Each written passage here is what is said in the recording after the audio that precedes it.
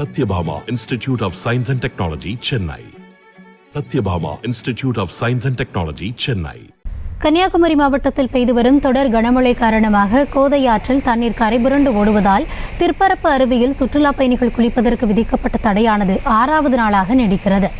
அருவியில் தண்ணீர் ஆர்ப்பரித்து கொட்டும் அழகை சுற்றுலா பயணிகள் தூரத்திலிருந்தே பார்த்து ரசித்து செல்கின்றனர். இது குறித்த விரிவான விவரங்களோடு இணைகிறார் எம்முடைய செய்தியாளர் ஆனந்த் கால்மார்க்ஸ். நல்லதம்பி, வணக்கம் நல்லதம்பி. சுற்றுலா பயணிகள் எதுவரையிலும் அனுமதிக்கப்படுகிறார்கள்? விரிவான விவரம். வணக்கம் கௌதமி. வங்கக்கடலில் குறைந்த காற்றளவு தாழ்வு பகுதியாக உருவாகியுள்ள நிலையில் கன்னியாகுமரி மாவட்டத்தில் கடந்த ஒரு வார காலமாக விடிய விடிய கனமழை மற்றும் சாரல் மழை பெய்து வருகிறது. இதனால் நீர்நிலைகள் மற்றும் அணைகள் வேகமாக நிரம்பி வருகின்றன.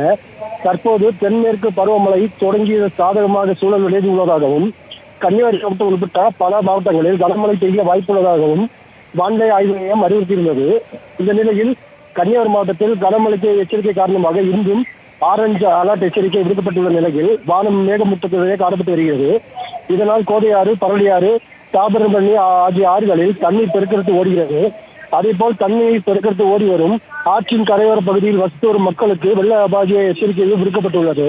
இந்த நிலையில் கோதையாற்றில் தண்ணீர் கரை புரண்டு ஓடுவதால் குமரியின் குற்றாலம் என அழைக்கப்படும் திருப்பரப்பு அருவியில் இன்றும் 6வது நாளாக சுற்றுலா பயணிகள் குளிக்க திருப்பரப்பு பேரூராட்சி நிர்வாகம் சார்பாக தடை நீட்டிக்கப்பட்டுள்ளது.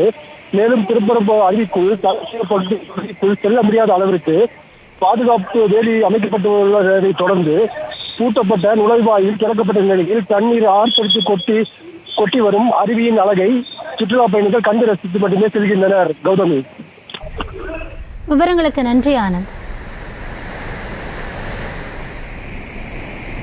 Satyabhama Institute of Science and Technology, Chennai. Satyabhama Institute of Science and Technology, Chennai. செய்திகளை உடனுக்குடனும் துல்லியமாகவும் தெரிந்து கொள்ள சப்ஸ்கிரைப் பண்ணுங்க.